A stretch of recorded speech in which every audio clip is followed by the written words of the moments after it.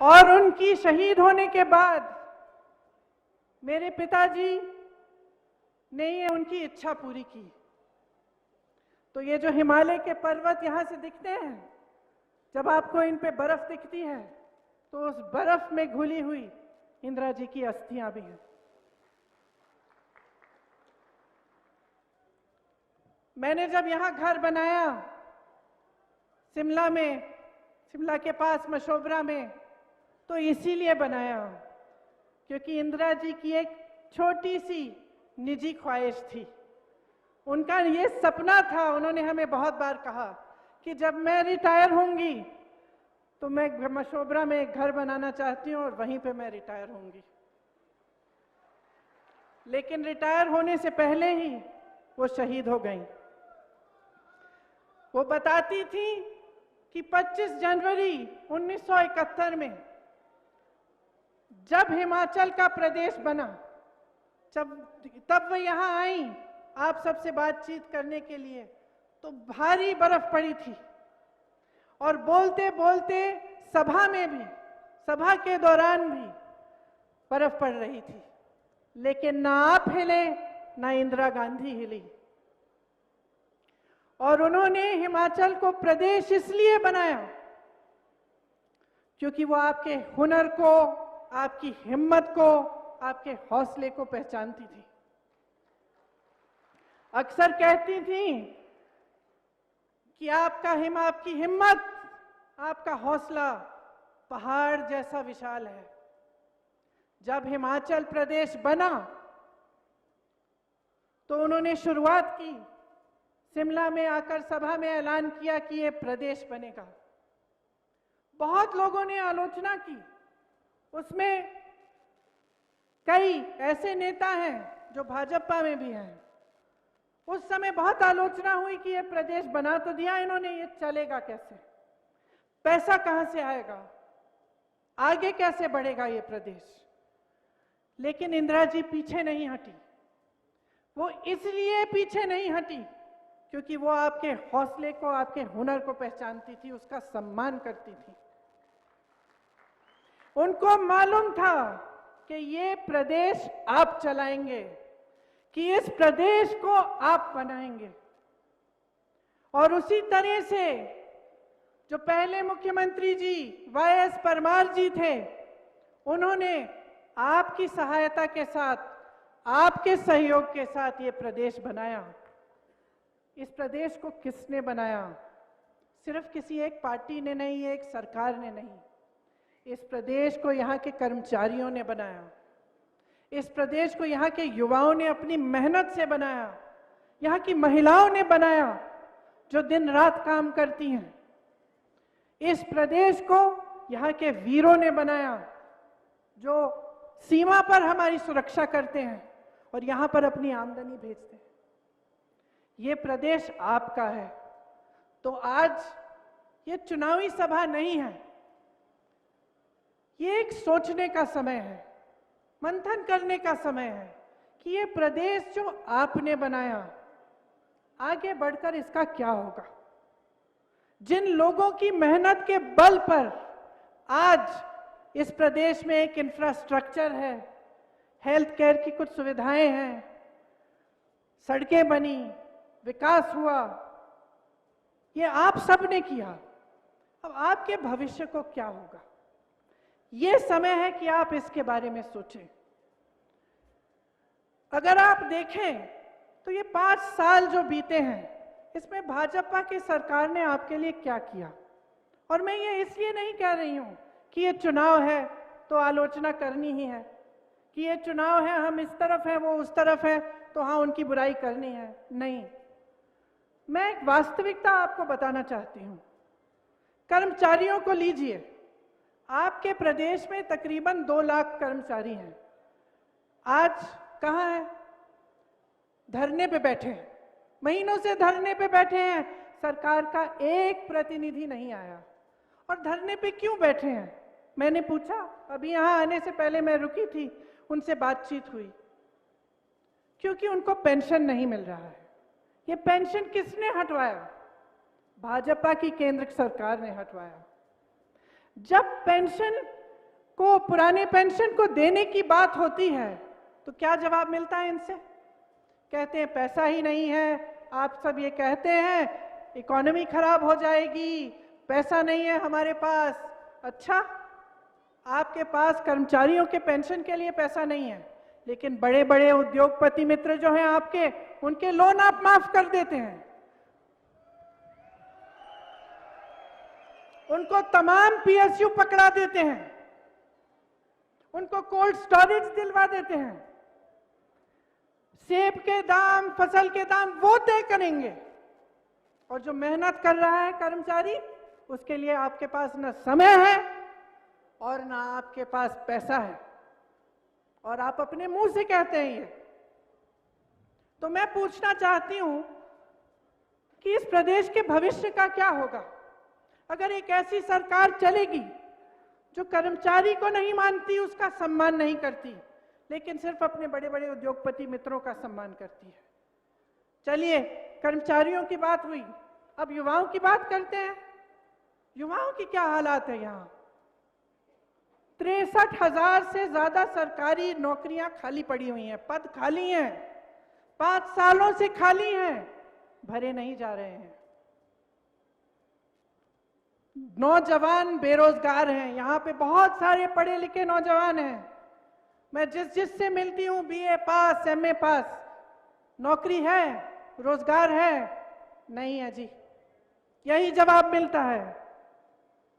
तो जो अपने भविष्य के लिए एक नौजवान ये उम्मीद नहीं रख सकता, जो मेरी नौजवान बहनें पढ़ती हैं, लिखती हैं, आप सब उनकी परवरिश करते हैं, मेहनत से पढ़ाते हैं, लिखाते हैं, लेकिन वे उम्मीद ही नहीं कर सकते कि उनको नौकरी मिलेगी, तो कैसी सरकार है ये? न महिलाओं के लिए कुछ है, न युवाओं के लिए है, न कर्मचारियों के लिए है। बागबानों को देखिए, आज जैसे मैंने कहा, फसल के दाम, सेब के दाम, आप यहाँ पे टमाटर उगाते हैं, मशरूम उगाते हैं, इस सब के दाम बड़े बड़े उद्योगपति तय करेंगे। आपको अपने फसल का दाम नहीं मिलना चाहिए। इसी तरह से छोटे व्यापारियों को देखिए, छोटे व्यापारी से पूछिए क्या आपकी तरक्की हुई है 5 सालों में? सब सर हिलाएंगे, तरक्की नहीं हुई। तरक्की इसलिए नहीं हुई क्योंकि जीएसटी लागू हुआ, कोरोना आया, कोरोना में सहायता नहीं हुई आपकी, लेकिन हाँ पीपीई पे घोटाला जरूर हुआ। युवा को रोजगार नहीं दिया, लेकिन पुलिस भर्ती में आपने घोटाला किया, यूनिवर्सिटी के इम्तिहानों में आपने घोटाला किया। तो ये सरकार है पिछले 5 सालों से, किसी का फायदा नहीं हुआ है। ये कहते हैं ना कि रिवाज बदलना चाहते हैं, मैं तो कहती हूं रिवाज आपने बदल दिया। जो कांग्रेस की सरकार यहां थी, जो सरकारें थी इतने समय से, जो मुख्यमंत्री थे, चाहे वो वाईएस परमार जी हों, चाहे वो रामलाल ठाकुर जी हों, चाहे वो वीरभद्र सिंह जी हों, सबने वही इंदिरा जी का जो आध्यात्मिक रिश्ता है आपके साथ, जो दिल का रिश्ता है आपके साथ, वो रिश्ता निभाया, विकास कराया, शिक्षा के संस्थान बनाए, आपकी तरक्की के लिए काम किया। उस रिश्ते को इन्होंने, उस रिवाज को उन्होंने बदल डाला है।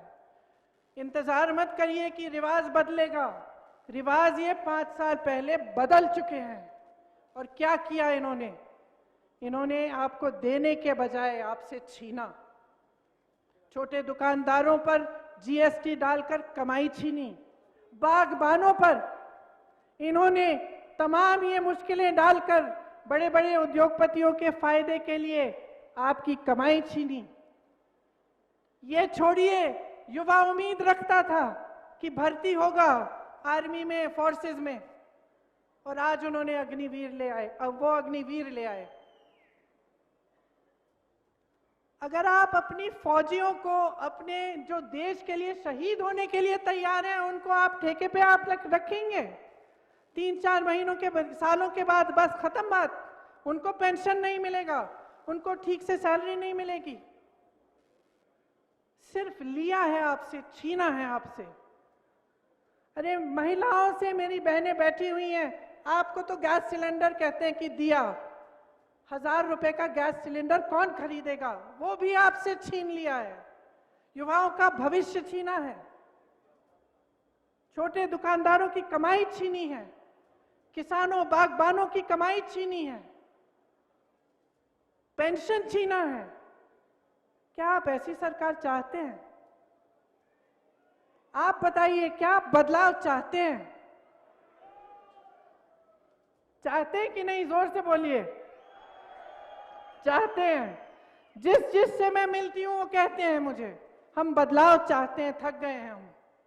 आपके जो मुख्यमंत्री थे हमारे लिए काम करते थे, यहां घोटाले पे घोटाला हो रहा है, लेकिन सिर्फ इनके बारे में नकारात्मक बात करने के लिए नहीं आई हूं मैं आपसे कहना चाहती हूं कि कांग्रेस आपके लिए क्या गारंटी दे रही है, क्या कह रही है, क्या करना चाहती है। मैंने युवाओं की बात की। देखिए, एक देश, एक प्रदेश के लिए युवाओं से ज्यादा जरूरी, ज्यादा महत्वपूर्ण कुछ नहीं है। आपके भविष्य मजबूत होंगे तो प्रदेश आगे बढ़ेगा।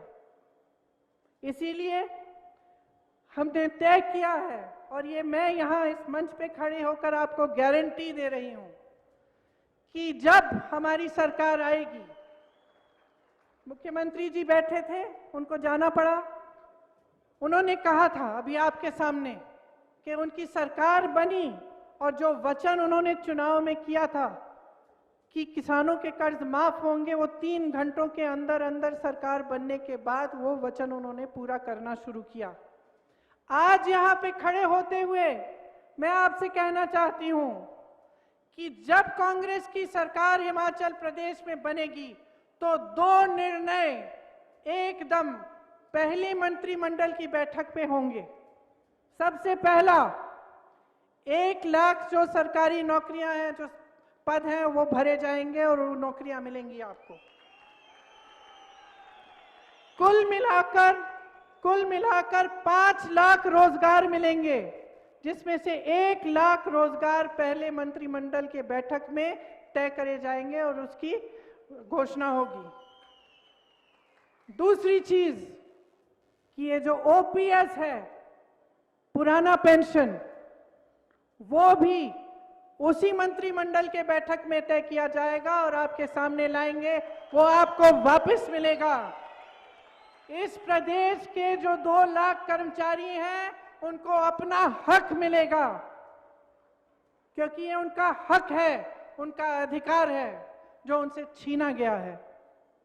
यहाँ पे तमाम युवा हैं, पिछले 5 सालों में नौकरी आपको मिली नहीं, रोजगार आपको मिला नहीं, लेकिन मेरे सुनने में आया है कि यहाँ पे ड्रग्स बहुत फैले हैं। एक ड्रग पॉलिसी बनेगी और डी एडिक्शन सेंटर हर जगह लगवाए जाएंगे। लेकिन सबसे महत्वपूर्ण बात है कि हमारा पूरा जोर रोजगार दिलवाने में जाएगा और 680 करोड़ का स्टार्टअप फंड बनवाएंगे। जो नौजवान अपनी अपना छोटा सा व्यापार शुरू करना चाहता है, स्टार्टअप करना चाहता है, उसको 0% ब्याज पर यह लोन मिलेगा और इसके लिए एक अलग से फंड बनेगा। जो सरकारी और पब्लिक प्राइवेट कंपनियां हैं, उसमें हिमाचल के रहने वालों को रोजगार की अहमियत मिलेगी। सबसे पहले आपको रोजगार मिलेगा। हर विधानसभा में हम कम से कम 4 इंग्लिश मीडियम पाठशाला बनवाना चाहते हैं। आपको याद होगा कि वीरभद्र सिंह जी ने शिक्षा के लिए कितना काम किया प्रदेश में। आज अगर बच्चा पढ़ा लिखा है, अगर हर नौजवान युवा युवती पढ़ी लिखी है, तो हम कह सकते हैं और गर्व से कह सकते हैं कि ये काम वीरभद्र जी ने करवाया था। मेरी बहनें यहां बैठी हुई हैं, मैं जानती हूं कि कितना कठिन जीवन है। हर परिस्थितियों में आप गृहस्थी भी संभालती हैं, बाहर काम भी करती हैं, खेती भी करती हैं, नौकरी भी करती हैं। और जब मैं आप सबको देखती हूँ तो इतना गर्व होता है आप पे कि आप इतनी दृढ़ता से बगलामुखी माँ की शक्ति से, माँ ज्वाला जी की शक्ति से, माँ नैना देवी जी की शक्ति से आप काम करती हैं, आप आगे बढ़ती हैं, चाहे कोई भी परिस्थितियां हों। हम चाहते हैं कि ये जो महंगाई की परिस्थिति है, जिससे आपको इतनी मुश्किलें हुई हैं इन 5 सालों में, इनका सामना करने के लिए आपको कुछ मदद मिले। इसीलिए कांग्रेस पार्टी ने तय किया है कि सरकार आने पर 1500 रुपए आपको आपकी सहायता के लिए दिए जाएंगे, हर माह दिए जाएंगे। ये आपके संघर्ष की पहचान है, हम पहचानते हैं और सम्मान करते हैं आपका। हम चाहते हैं कि आपको अपने संघर्ष में मदद मिले, लेकिन हम ये भी नहीं चाहते कि आप सब पढ़ लिख कर घर बैठे। हम चाहते हैं कि युवतियां भी पूरी तरह से अपने पैरों पर खड़ी हो पाएं, आपको भी रोजगार मिले, आप भी जिम्मेदारी संभालें। इसीलिए सरकारी रोजगार की बात जब होती है तो हम ये खास हम महिलाओं को भी इसमें हम मदद करना चाहते हैं। मैं जानती हूँ कि तकरीबन हर जगह एक मोबाइल क्लिनिक है। ये स्वास्थ्य का काम भी कांग्रेस की सरकारों में शुरू हुआ था, लेकिन आज पिछले 5 सालों से ये हुआ है कि ये रेफरल सेंटर जैसे बन गए हैं। आज आप वहाँ पे अगर किसी चीज़ के लिए जाते हैं तो छोटी मोटी दवाइयाँ मिलती हैं, लेकिन ठीक से अगर कोई बड़ा इलाज करना हो या कोई बड़ी समस्या हो तो वहाँ पे इलाज नहीं होता। कांग्रेस पार्टी चाहती है कि आने वाले समय में हम उन PHCs को मजबूत बनाएं ताकि आपको इलाज वहीं पे मिले, अच्छी अच्छी दवाइयाँ, अच्छी अच्छी सुविधाएं मिले। जैसे मैंने कहा, बागबानों को फसल का दाम, अपने सेबों का, मशरूम, टमाटर का दाम खुद तय करने का हक होना चाहिए। ये हक हम आपको देना चाहते हैं। हम बड़े बड़े उद्योगपतियों के फायदे के लिए आपका नुकसान कभी नहीं करवा सकते, क्योंकि जैसे मैंने कहा, जो आपके और हमारे बीच, जो आपके और कांग्रेस पार्टी के बीच में रिश्ता है, वो एक बहुत गहरा प्रेम भरा रिश्ता है, एक निष्ठा का रिश्ता है। और हम चाहते हैं कि वो रिश्ता हमारे एक एक नेता निभाएं। और मैं आप सबसे भी अपील करती हूं कि एकजुट होकर ये चुनाव लड़िए, एकता दिखाइए, पार्टी को मजबूत करिए ताकि हिमाचल प्रदेश मजबूत हो। यहाँ सोलन में ये निर्णय लिया गया है कांग्रेस पार्टी में कि यहाँ पे एक बड़ा फूड प्रोसेसिंग पार्क खुलवाया जाए। ये फूड प्रोसेसिंग पार्क ऐसा होगा कि यहाँ पे जैसे अगर आप टमाटर उगाते हैं तो उसको प्रोसेस करना, केचप बनाना, दूसरी उसकी चीज़ें बनाना यहाँ पे हो सकती हैं और यहीं से फिर वो पूरे देश में जा सकती हैं। तो हिमाचल प्रदेश के सोलन के ठोडो ग्राउंड में प्रियंका गांधी का संबोधन आपने सुना, क्योंकि जिस तरह से संबोधन में साफ तौर पर प्रियंका गांधी ने कह दिया कि आखिर सरकार ने क्या किया, क्या नहीं किया, वो तमाम बातों का जिक्र किया और वहीं से चुनावी रैली की भी शुरुआत उन्होंने की है। अब बात एक बार फिर से हिमाचल विधानसभा चुनाव को लेकर करेंगे, क्योंकि अभी इंतजार तारीखों के ऐलान का है और उसी को लेकर लगातार 3 बजे एक प्रेस कॉन्फ्रेंस चुनाव आयोग की ओर से की जाएगी। उसको लेकर सभी का इंतजार है कि आखिर कौन सी तारीख तय होने वाली है। तो देखिए, देवभूमि के दंगल का शंखनाद थोड़ी देर में हो सकता है, जब चुनाव आयोग की तरफ से प्रेस कॉन्फ्रेंस होगी और इसके बाद देखना ये होगा कि प्रेस कॉन्फ्रेंस में तारीखों का ऐलान होता है या फिर नहीं। तो शंखनाद आज हो सकता है। हिमाचल चुनाव की तारीखों का ऐलान आज संभव है क्योंकि 3 बजे प्रेस कॉन्फ्रेंस होगी।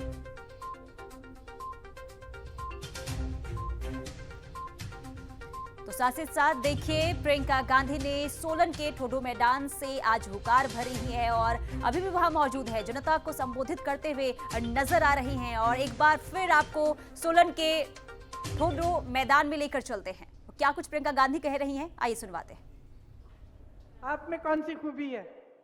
मैं कहना चाहती हूँ कि हमारी सरकारें देखिए, छत्तीसगढ़ के मुख्यमंत्री खड़े थे आपके सामने, क्या कहा उन्होंने? ओपीएस की बात की। राजस्थान में, छत्तीसगढ़ में और अब झारखंड में भी ओपीएस लागू हो चुका है।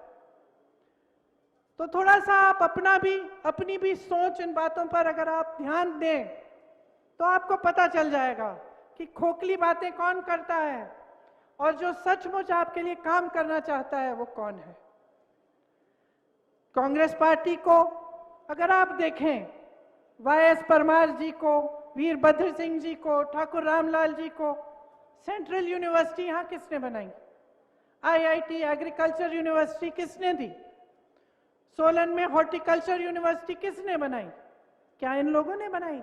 कौन सी यूनिवर्सिटी बनाई है इन्होंने? आप बताइए, सोच लीजिए। शिमला, कांगड़ा, नाहन, चंबा, मंडी में मेडिकल कॉलेज किसने बनाए? क्या इन्होंने बनाए? नहीं बनाए। क्या जो ये सब कराते हैं, अपने बड़े बड़े उद्योगपतियों का फायदा करते हैं? ठीक है, फायदा करिए अपने मित्रों का, लेकिन उससे कुछ रोजगार तो बने। क्या एक भी रोजगार बना है? क्या इन बड़े बड़े उद्योगपतियों ने आपको एक भी रोजगार दिया है? लेकिन जो पीएसयू ये बेच रहे हैं उससे आपको रोजगार मिलता था ना। जो मेडिकल कॉलेज हैं वो आपका हुनर बढ़ाएंगे ना। शिक्षा के संस्थान हैं वो आपको आगे बढ़ाएंगे ना। उद्योग धंधे किसने बनाए यहाँ हिमाचल में? कांग्रेस ने आपका विकास किया, सच्चाई से किया। मैं ये नहीं कहती हूँ कि सब कुछ अच्छा ही अच्छा किया, हो सकता है इसमें बीच में कुछ गड़बड़ भी हुई होगी, कई बार आप दुखी भी हुए होंगे, नाराज भी हुए होंगे हमारे नेताओं से, लेकिन नीयत साफ थी। गलतियां हो सकती हैं लेकिन नीयत साफ होनी चाहिए। तो आज इस मंच पे खड़े होकर मैं आपको कहना चाहती हूं कि भाजपा के नेताओं की नीयत देखी है आपने। चुनाव से पहले कुछ, चुनाव के बाद कुछ। चुनाव के समय उन बातों पर ध्यान आकर्षित करेंगे जिनसे आपके विकास का कोई मतलब नहीं है, उनकी राजनीति से जरूर मतलब है। चुनाव के बाद जो आपका हक है वो बड़े बड़े उद्योगपतियों को मिलता है, जो आपका हक है आपसे छीना जाता है, जो आपके अधिकार हैं वो आपको मिलते नहीं हैं। तो आप सोचिए कि आगे 5 सालों में आप क्या चाहते हैं। आप एक ऐसी सरकार चाहते हैं जिसने 63,200 करोड़ हिमाचल पर कर्ज ले लिया। आज हिमाचल प्रदेश कर्ज में है। इतने करोड़ों रुपए का कर्ज है। आपका पैसा, हिमाचल का पैसा, आपके रोजगार, आपके कारोबार, आपका विकास, आपके पेंशन, उसमें नहीं खर्च हुआ ये सब पैसा। तो कहां गया? आप पूछिए, सवाल उठाइए। ये हिमाचल का पैसा था, हिमाचल के लोगों का पैसा था। आपकी पहचान बनी थी, इस प्रदेश से बनी है। आप गर्व हैं इस देश के। यहाँ इतने फौजी हैं, इतने लोग हैं जो हमारी सरहद पे खड़े होते हैं, शहीद होते हैं हमारे लिए। हमें गर्व है आप सब पर। लेकिन आप सही सवाल करिए। जो भी नेता आपके सामने आए उससे सही सवाल करिए। पढ़ी लिखी जनता है, सब समझते हैं। आज ये समय आ गया है बदलाव के लिए। इस बात को ठीक तरह से समझ लीजिए, वरना 5 साल और गुजर जाएंगे लेकिन आपका कोई लाभ नहीं होगा।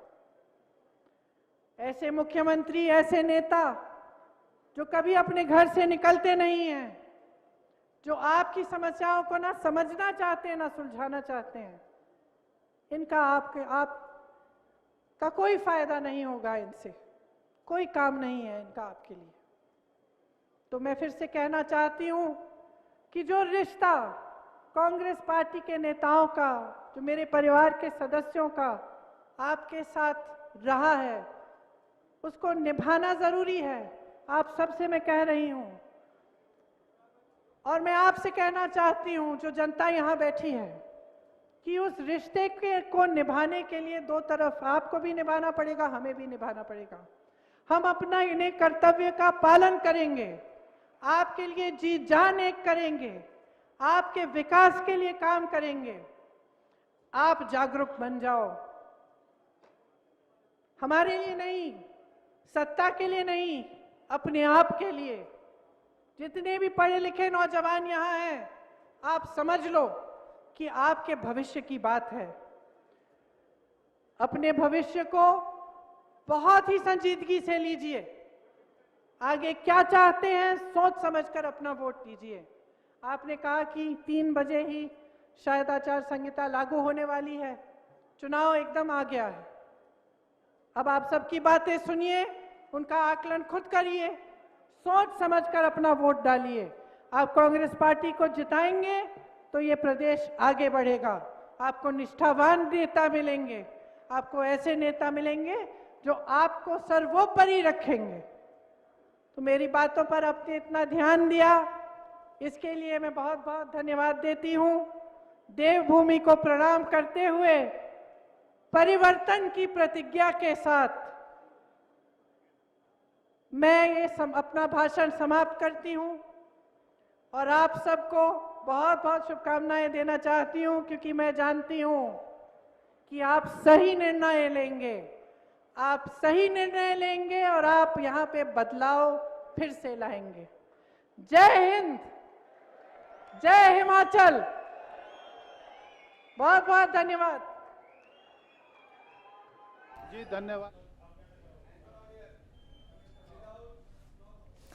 तो सोलन में प्रियंका गांधी को सुन रहे थे आप। किस तरह से अब जिस तरह हिमाचल प्रदेश में चुनाव होने हैं उसको देखते हुए कौन कौन से ऐसे बड़े वादे जिनको पूरा करने का काम कांग्रेस करेगी उसका बखान करती प्रियंका गांधी नजर आई, और उसी के साथ सरकार को भी घेरती नजर आई कि आखिर पिछले 5 साल में सरकार ने क्या किया। उसका सवाल जहां सरकार से पूछ रही थी प्रियंका गांधी, तो वहीं उन्होंने ये भी कहा कि मैं सिर्फ आलोचना नहीं करूंगी, हिमाचल प्रदेश के लिए आने वाले समय में क्या किया जाएगा उसको लेकर भी, चाहे वो स्कूल की बात हो, रोजगार की बात हो, उसका जिक्र करती प्रियंका गांधी नजर आई। बिल्कुल, और देखिए इसी के साथ प्रियंका गांधी ने यह भी वादा किया है कि अगर कांग्रेस की सत्ता आती है हिमाचल प्रदेश में तो कई वादे ऐसे जो वो पूरा करेंगी। एक बार फिर से इस खबर पर वापस आएंगे।